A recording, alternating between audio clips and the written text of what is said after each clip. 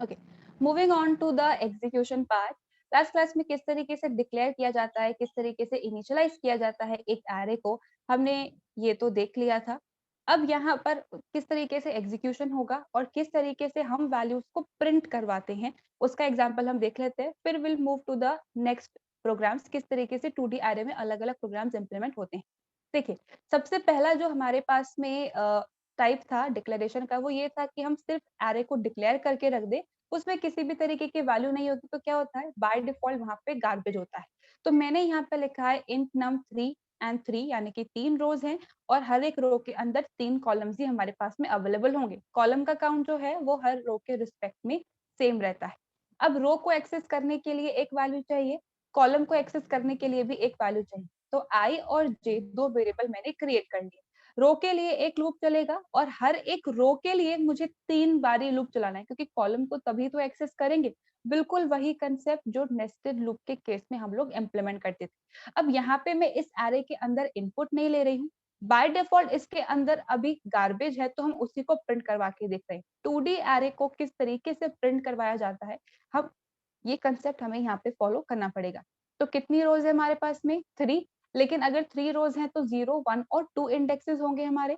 तो for i is equals to 0, i is less than 3 and i plus plus. तो 0, 1 और 2 तीन रो के लिए ये हमारा लूप चलने वाला है। अब इसके अंदर एक और लूप मैंने प्लेस किया है, for j is equals to 0, j is less than 3 and j plus plus. अब लेस देन 3 क्यों है, क्योंकि कॉलम भी यहाँ पे 3 है, तो 0 कॉलम, 1 कॉलम और 2 कॉलम, हर रो के अंदर 3 कॉलम है। अब हर एक एलिमेंट को अगर हमें एक्सेस करना है, we are talking about 2D array. 2D array मतलब हमें यहाँ पे एक एक एलिमेंट को एक्सेस करने के लिए 2 इंडेक्सेस की जरूरत है। तो एक इंडेक्स यहाँ से आ रहा है i की वैल्यू से और एक आ रहा है j की वैल्यू से, और एरे का नाम क्या है, num।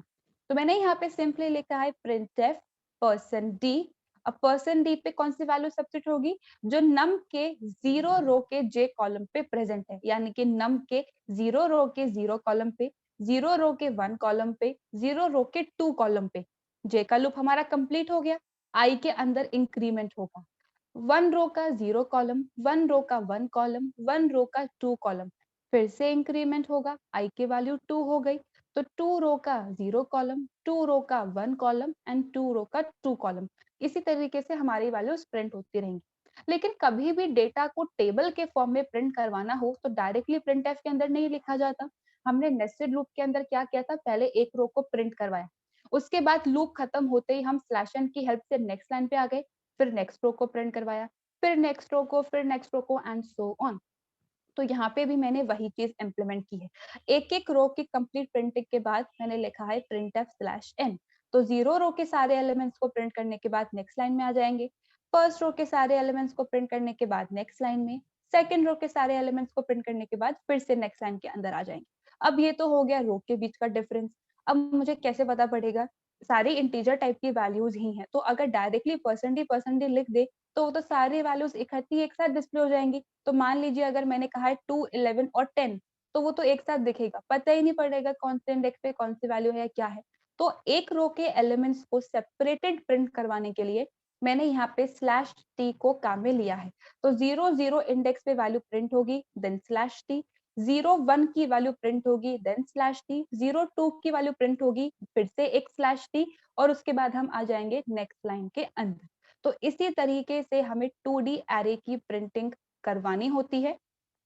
ठीक है, 1 बाय 1 एक एक एलिमेंट को, हर एक रो के एलिमेंट को टैब से सेपरेट करके, और उसके बाद हर एक जो हमारी लाइन है उसे हम स्लैश एन से सेपरेट करेंगे। तो एक बारी अगर हम इस प्रोग्राम का एग्जीक्यूशन देखें,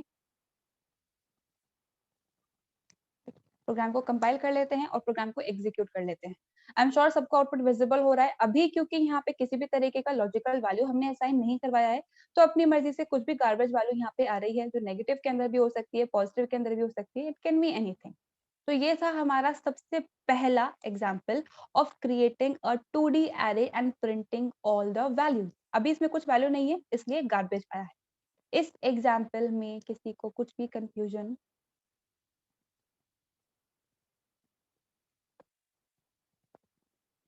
just a second guys. Now the next example was कि हमने यहाँ पे इनिशियली एरे के अंदर कुछ वैल्यूज असाइन कर रखी हैं, कॉमा से सेपरेटेड। तो यहाँ पे डिक्लेरेशन के साथ-साथ इनिशियलाइजेशन कर सकते हैं। चाहे तो हम यहाँ पे जितने हमारे रोज और कॉलम्स है उतनी वैल्यूज स्पेसिफाई कर सकते हैं। अभी ऑटोमेटिकली क्या करेगा, क्योंकि हमने 3 कॉलम स्पेसिफाई करे हैं, तो 3 वैल्यूज पहली रो के अंदर, फिर 3 वैल्यूज नेक्स्ट रो के अंदर, फिर 3 वैल्यूज उसके बाद वाली रो के अंदर। कुछ इस तरीके से यहाँ पे हमारा काम हो जाएगा। तो एक बारी अगर हम इसे एग्जीक्यूट करके देखें, तो प्रिंटिंग हमारी उसी तरीके के पैटर्न में होगी। देखिए 1 2 3 4 5 6 7 8 9 और ये जो अब प्रिंटिंग हुई है ये कहलाता है हमारा मैट्रिक्स। कंप्लीट टेबल के फॉर्म में सारा डेटा प्रिंट हुआ है, एक के बाद एक सारा डेटा। तो कंप्लीट प्रॉपर प्रिंटिंग के लिए हम इसी तरीके के पैटर्न को काम में लेते हैं। सिर्फ मैंने यहाँ पे इस पार्ट को चेंज किया है, बाकी प्रिंटिंग हमारी वही है, उसमें कोई चेंज नहीं है। अब इसी को हम थोड़ा सा अगर और चेंज कर दें, हम हर एक रो को यहाँ पे अलग से स्पेसिफाई करना चाहें तो वो भी हम कर सकते हैं कुछ इस तरीके से, जैसा कि हम लोगों ने लास्ट क्लास में देखा था। यहाँ पे भी वो बिल्कुल वैसे ही काम करेगा। सेम आउटपुट हमारे पास में आने वाला है, सिर्फ हमने स्पेसिफिकली बता दिया कि हर एक रो के अंदर कितनी वैल्यूज लेना, और पहले वाले के अंदर उसने खुद डिटेक्ट कर लिया।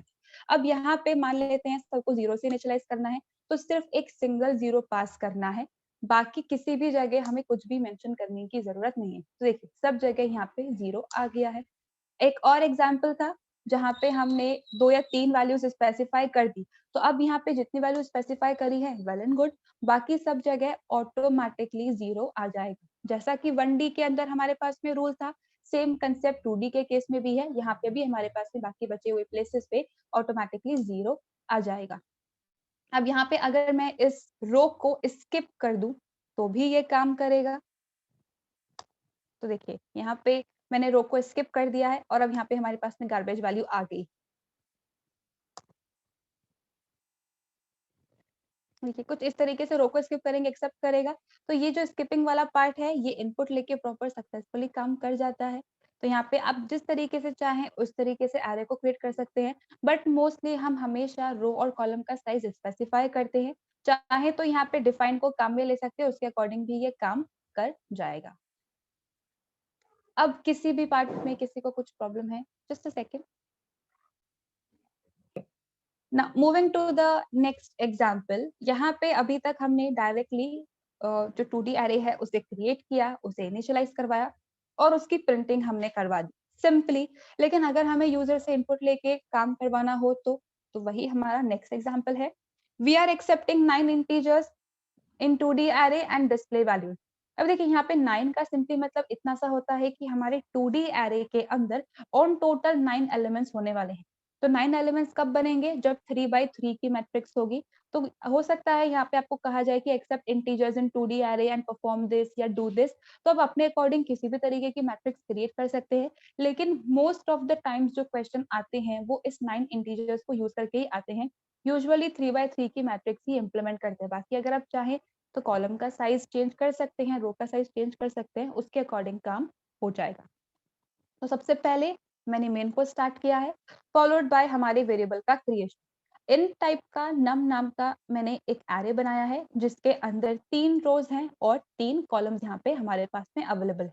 तो हर एक रो के अंदर 3-3 कॉलम्स होंगे। अब रो को एक्सेस करने के लिए एक वेरिएबल चाहिए, आई नाम का वेरिएबल, और कॉलम को एक्सेस करने के लिए हमें चाहिए एक variable that is J, followed by CLR STR। अब यहाँ पे मैंने साइज वगैरह तो कुछ काम में लिया नहीं है, तो हम स्पेसिफिकली इंटीजर वैल्यूज पास करेंगे हर एक एलिमेंट को एक्सेस करने के लिए। अगर एंडिंग साइज हमारा 3 है तो साइज -1 तक का लूप चलता है। तो साइज -1 3 - 1 यानी कि 2। तो 0 से लेके 2 तक का लूप चलेगा। तो आप चाहें तो लेस देन इक्वल टू 2 भी लिख सकते हैं और चाहें तो लेस देन 3 भी लिख सकते हैं। दोनों की वर्किंग सेम है, बिल्कुल वैसे जैसे कि 1D के केस में था हमारे पास में। तो for i is equals to 0, i is less than 3 and i plus plus 0 1 और 2 तीन रोज के लिए हमारा काम होने वाला है। अब हर एक रो के अंदर 3 कॉलम है। रो और कॉलम के कॉम्बिनेशन से बनेगा हमारा एक सेल जहां पे हम एलिमेंट को स्टोर करवाएंगे। तो for j is equals to 0, j is less than 3 and j plus plus 0 1 और 2 कॉलम सेम। एक एक रो के लिए हमारे पास में जो ये लूप है वो 3 बारी चलने वाला है। तो सबसे पहले मैंने प्रिंटफ स्टेटमेंट दिया है, printf enter value and scanf %d क्योंकि इंटीजर टाइप की वैल्यू है। अब कौन से वेरिएबल के अंदर इनपुट लेना है, तो एड्रेस ऑफ और उस वेरिएबल का नाम, but it is a array. कौन सा टाइप का एरे, 2D एरे है, यानी कि 2 डायमेंशन यहाँ पे पास करने पड़ेंगे। तो रो आ रहा है आई वेरिएबल से और जो हमारा कॉलम है वो आ रहा है जे वेरिएबल से। तो यहाँ पे अलग अलग स्क्वायर ब्रैकेट के अंदर हम रो और कॉलम को स्पेसिफाई करेंगे। तो सबसे पहले आई की वैल्यू 0 है और इनिशियली जब जे का लूप चलेगा तो उसकी वैल्यू भी 0 है। तो इस नम नाम के एरे में 0 0 0 रो के 0 कॉलम पर हमसे इनपुट मांगा गया है। जो भी वैल्यू हम प्रोवाइड करेंगे वो वहां जाके स्टोर हो जाएगी। फिर जे के अंदर इंक्रीमेंट होगा, जे की वैल्यू बिकम्स 1। आई की वैल्यू अभी भी 0 ही है, सिर्फ जे में इंक्रीमेंट हुआ है। तो यहाँ पे इस नम नाम के एरे के 0 रो के फर्स्ट कॉलम पे जो भी वैल्यू हम प्रोवाइड करेंगे वो वहां जाके स्टोर हो जाएगी। सिमिलरली फिर से यहाँ पे जे के अंदर इंक्रीमेंट होगा, आई की वैल्यू अभी भी 0 ही है, सिर्फ जे के अंदर इंक्रीमेंट हुआ है तो जे की वैल्यू है 2। तो 0 रो के सेकंड कॉलम में हमने यहाँ पे इनपुट लिया है, जो भी वैल्यू होगी वो इस लोकेशन पे जाके स्टोर हो जाएगी।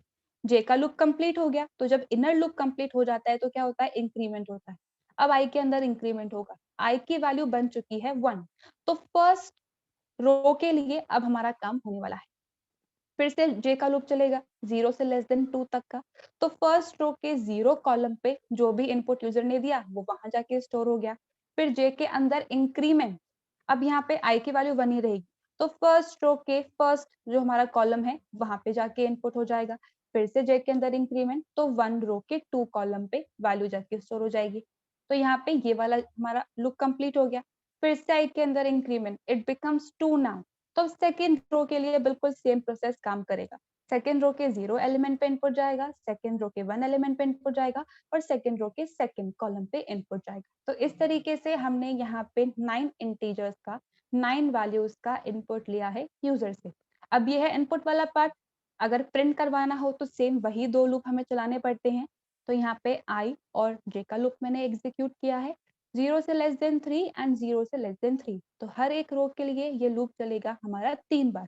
अब सिंपल वैल्यू डिस्प्ले नहीं करवानी है, टैबुलर फॉर्मेट में करवानी है। अगर आप चाहें तो आप यहाँ पे स्लैश एन और स्लैश टी को काम में मत लो, डायरेक्टली परसेंट डी लिख के आप काम करवा लीजिए जैसे नॉर्मल एरे के केस में हम करवाते हैं। बट 2D को रिप्रेजेंट करने का जो तरीका है वो टैब के फॉर्मेट में और स्लैश एन को यूज करके ही इम्प्लीमेंट किया जाता है। तो इसीलिए प्रिंटफ के अंदर परसेंट डी स्लैश टी। तो सबसे पहले आई की वैल्यू 0 और जे की वैल्यू 0। तो नम 0 0 पे जो वैल्यू होगी वो प्रिंट हो जाएगी और एक टैब। जे के अंदर इंक्रीमेंट, इसकी वैल्यू बन गई 1। तो इस नम के 0 रो के 1 कॉलम पे जो वैल्यू है वो प्रिंट होगी, फिर से एक टैब प्रिंट होगा। फिर से जे का इंक्रीमेंट, 0 रो के सेकंड कॉलम पे जो वैल्यू है वो प्रिंट होगी, फिर से एक टैब। जे का लूप कंप्लीट हो गया। आ जाएंगे इसके नेक्स्ट स्टेटमेंट पे, प्रिंट एफ स्लैश एन। तो 3 वैल्यूज को प्रिंट करके फिर ये नेक्स्ट लाइन पे आ जाएगा। अब आई का इंक्रीमेंट होगा, the value becomes 1। First row के लिए फिर से 3 बारी लूप चलने वाला है। तो 1 0 पे जो एलिमेंट है वो प्रिंट होगा, फिर टैब। 1 1 पे जो एलिमेंट है वो प्रिंट होगा, देन अगेन टैब। फिर 1 2 पे जो एलिमेंट है वो प्रिंट होगा, फिर से टैब। जे का लूप कंप्लीट। फिर से नेक्स्ट लाइन पे आ गए। फिर से आई के अंदर increment, it becomes 2। Second row के लिए भी 0 से लेस देन 3 तक का लूप चलेगा। 2 0 पे जो एलिमेंट है वो प्रिंट हुआ, फिर टैब। 2 1 पे जो एलिमेंट है वो प्रिंट हुआ, अगेन टैब। 2 2 पे जो एलिमेंट है वो प्रिंट हुआ, देन अगेन टैब। जे का लूप कंप्लीट। फिर से स्लैश एन पे आ गए। आई का increment, it becomes 3 3 less than 3 condition false, इसका लूप कंप्लीट। अब गेट ch की हेल्प से वो बस वेट करेगा, जैसे ही एंटर एस्केप या कोई की प्रेस करी हम आ जाएंगे हमारी एडिटर स्क्रीन पे। तो इस तरीके से काम कर रहा है। एक बार इसका एग्जीक्यूशन देख लेते हैं, आप लोग को क्लियर हो जाएगा how exactly it's working. Program मैंने ऑलरेडी क्रिएट कर रखा है, that is the program to accept the input from user। एक बार इसे हम एग्जीक्यूट कर लेते हैं, just a second.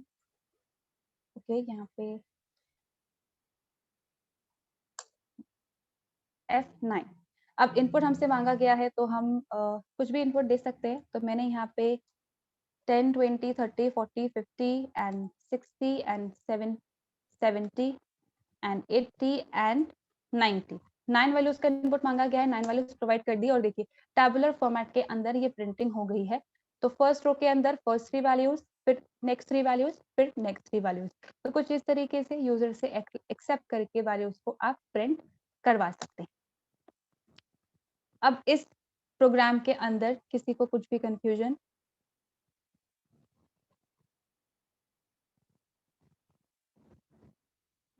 Next example is not that very difficult, it's pretty easy.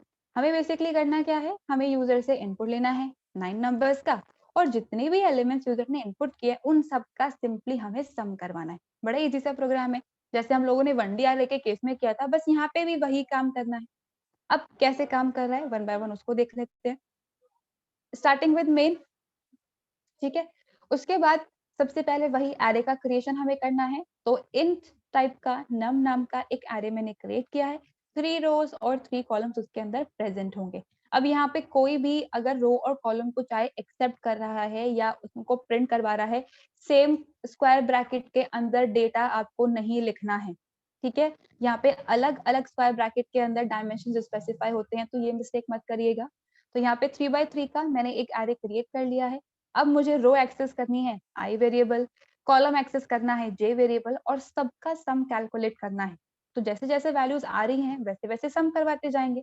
तो मैंने यहाँ पे लिख दिया सम इज इक्वल्स टू 0, वरना गार्बेज के अंदर एडिशन होता रहेगा, इसलिए इसे 0 से इनिशियलाइज करवा दिया। Followed by CLR STR। अब वही सेम इनपुट के लिए लूप लगाया है मैंने, 0 से लेस देन 3 तक का, तो 0, 1 और 2 तीन रो के लिए काम होने वाला है। हर एक रो के अंदर 3 एलिमेंट्स हैं, तो 0 से लेस देन 3, 0, 1 और 2 हर एक रो के लिए 3 कॉलम्स पे हमसे इनपुट मांगा जाएगा, बिल्कुल वैसे ही जैसे कि अभी जस्ट पहले वाले एग्जांपल में हमने इम्प्लीमेंट किया।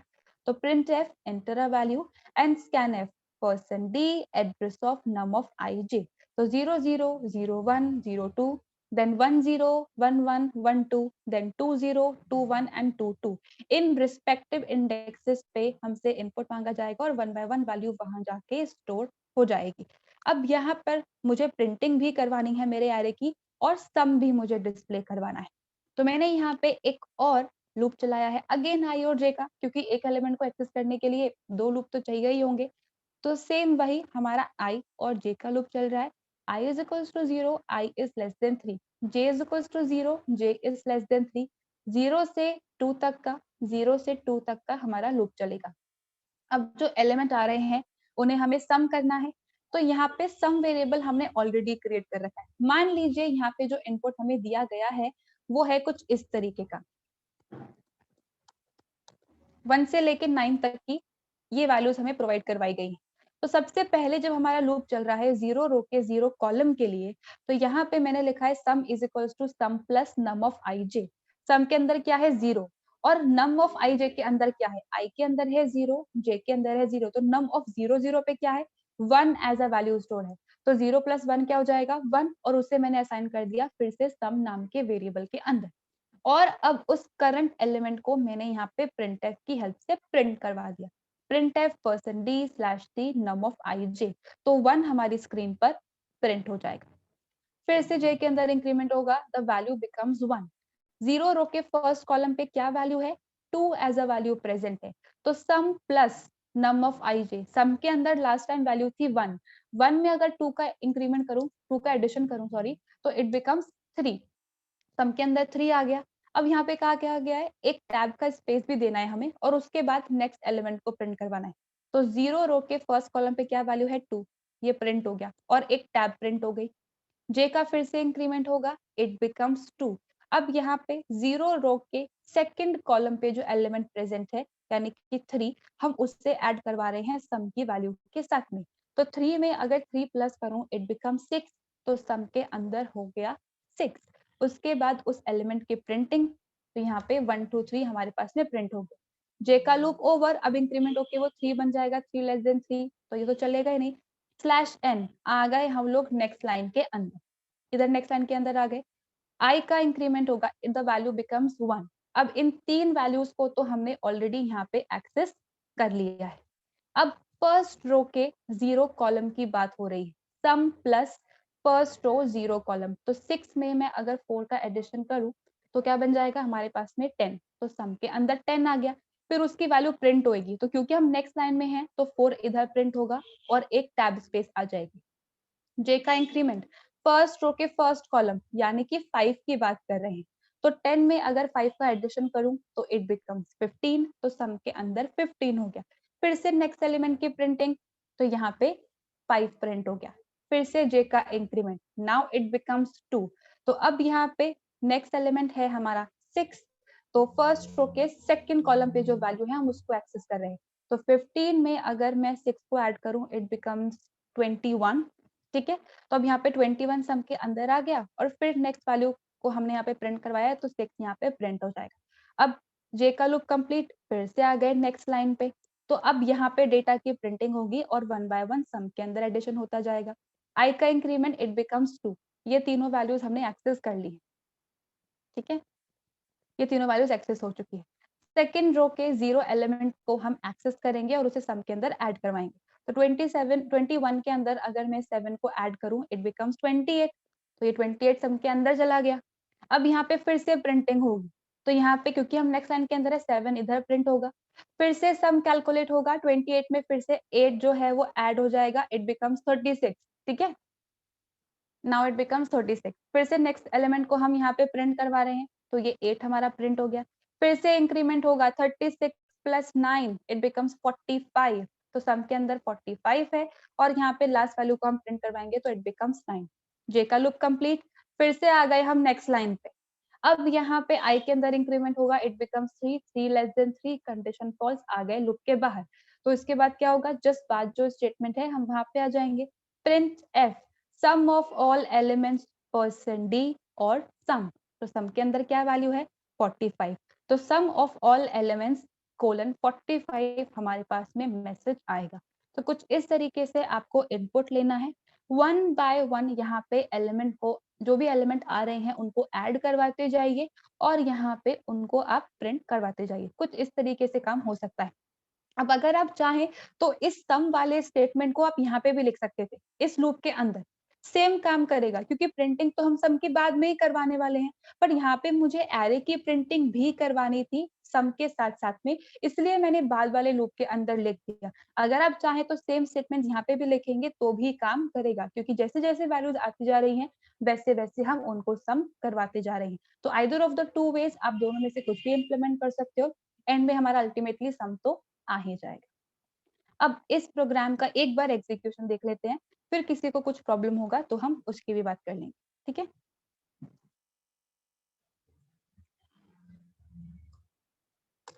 ये हमारा सम वाला प्रोग्राम है, जैसे कि मैंने अभी आप लोगों को एक्सप्लेन किया। ये कंपाइल, ये एग्जीक्यूट।